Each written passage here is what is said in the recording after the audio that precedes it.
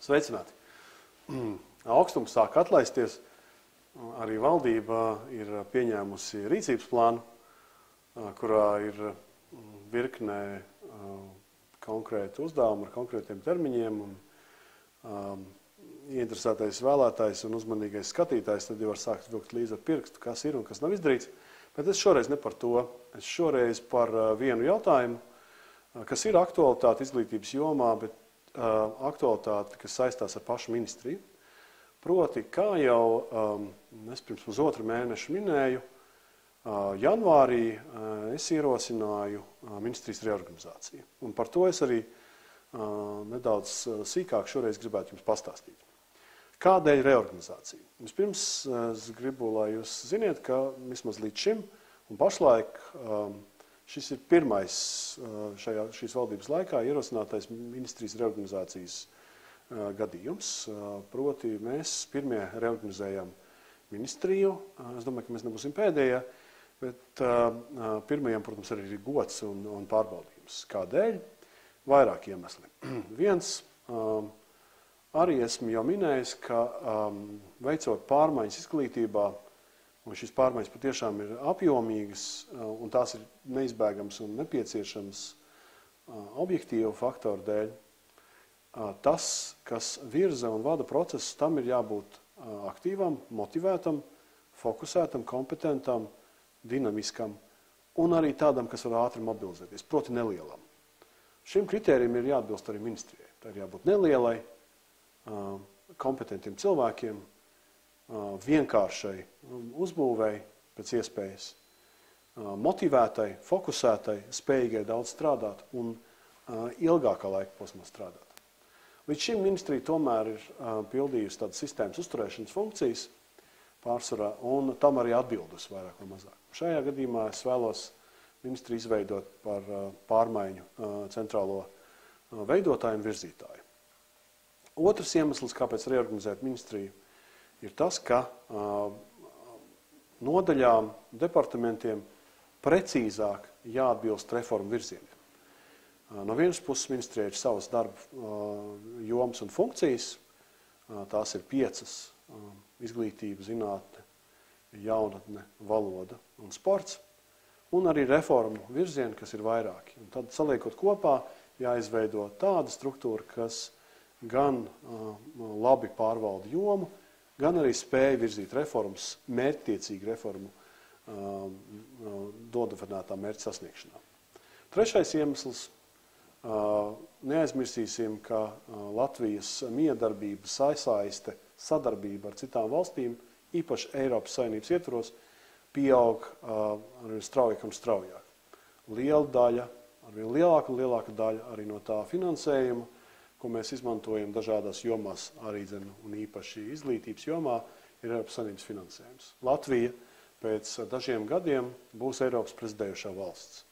Latvijas nākotne, tas, kas notiks mūsu valstī un izglītībā, zinātnē, jaunatnes politikā, ir saistīts ar to, kādus mērķus mēs definēsim nākošajam finansēšanas periodam 14. 20. gads. Lai to izdarītu sekmīgi, lai cilvēki varētu veiksmīgi, aktīvi pārstāvēt Latviju, lai viņi var sarunāties kā līdzīgs ar līdzīgi ar citu valstu pārstāvjiem un 15. gadā patiešām vadīt jau 28 valstu izglītības un zinātnes jomu darbību, politiku. Pusgadu Latvija pilnībā noteiks pamat virzienus, kas notiek Eiropas izglītības un zinātnes, sporta un jaunatnes politikas jomās. Mums ir vajadzīgi kompetenti cilvēki, kas brīvi runā vairākās valodās, kas spēj analizēt ātri informāciju, kas spēj pamatot savu viedokli, debatēt, diskutēt, pierādīt, pārliecināt, vadīt, virzīt citus cilvēkus.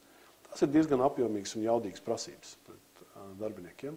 Un arī šis ir daļa no uzdevuma reorganizēt ministriju, izvērtēt darbiniekus un nonākt pie tā cilvēku skaita, kas var pildīt šos pienākumus.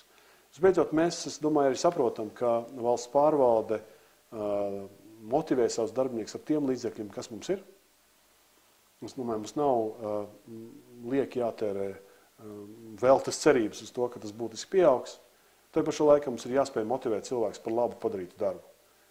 Un te arī tas, kā jūs to varat darīt, ne jau palielināt cilvēku skaitu. Un ne jau saglabājot to cilvēku skaitu tādu, kāds viņš ir, bet samazinot tik tālu, cik šis ir nepieciešams no vienas puses motivācijai, no otras puses maksimāli produktīvam darbam. Šis arī ir ministrijas reorganizācijas uzdevums, izvērtēt darbinieku, saprast, kas ir un cik tas ir nepieciešams, lai maksimāli produktīvi veiktu to darbu, kas ir gan reformām, gan jomas pārziņai. Šie ir 4 uzdevumi, kas ir likti reorganizācijas pamatā.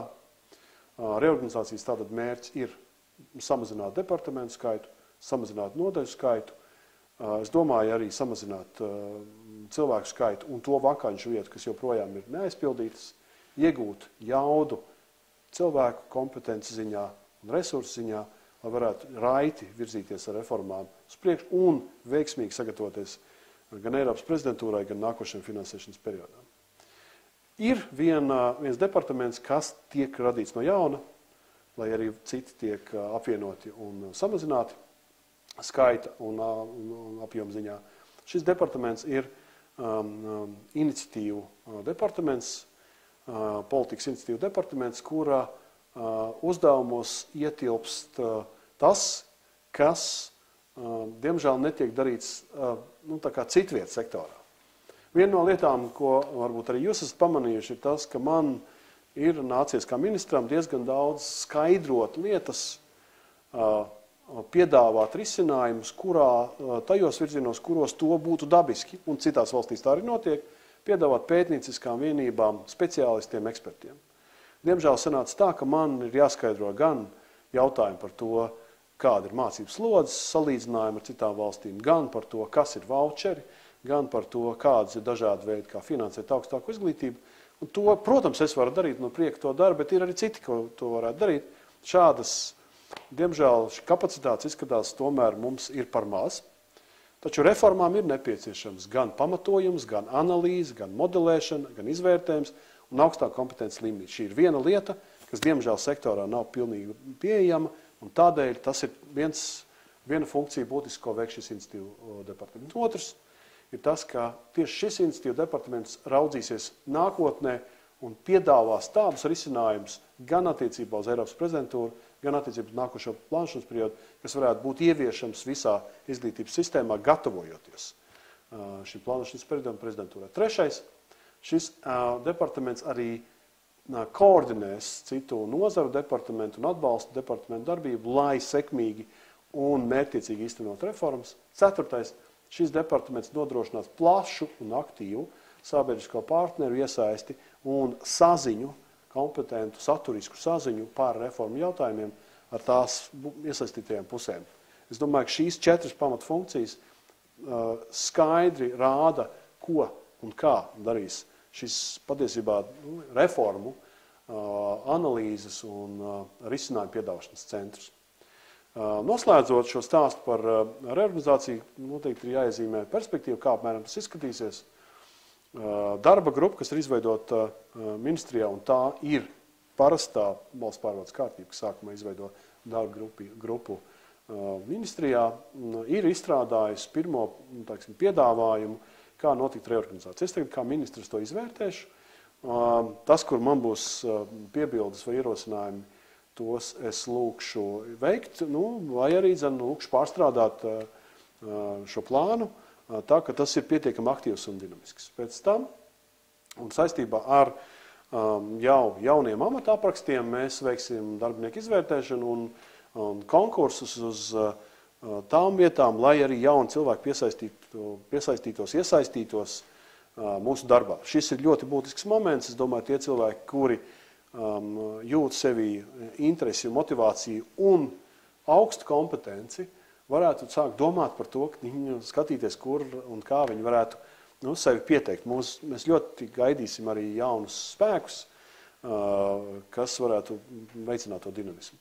Tad, kad būs izvērtēšana un mēs būsim norganizējuši arī konkursus jaunām amatvietām, to mēs varēsim noslēgt reorganizāciju tuvāko pāris mēnešu laiku. Es domāju, tas process patiešām ņem savu laiku. Ja? Tā nav privāta firma, tas ir valsts pārvaldes iestāde ar savu noteiktu tehniku, juridisko un personāla tehniku. Es domāju, mēs jau vasaru varētu sagaidīt ar reorganizētu ministriju, mazāku, koncentrētāku, fokusāku, vienkāršāku struktūrā, arī kompetentāku, atvērtāku sadarbības partneriem, no tā, kur jūs, es varu tiešām prasīt raitu darbu reformu īstenošanā. Es domāju, ka jūs un es saprotam, ka ja pārmaiņam ir jānotiek, tad tam ir jānotiek arī pašā centrā, un tādēļ ar izpratni izturēties pret reorganizācijas procesu, lai arī tas kādam var šķist tādā vai citā specifiskā aspektā vai nu pārāk aktīvi vai pārāk lēni, bet kopumā tas ir tiešām vērsts uz daudz efektīvāku darba nodrošināšanu. Lai jums veicās līdz nākamajai reizei.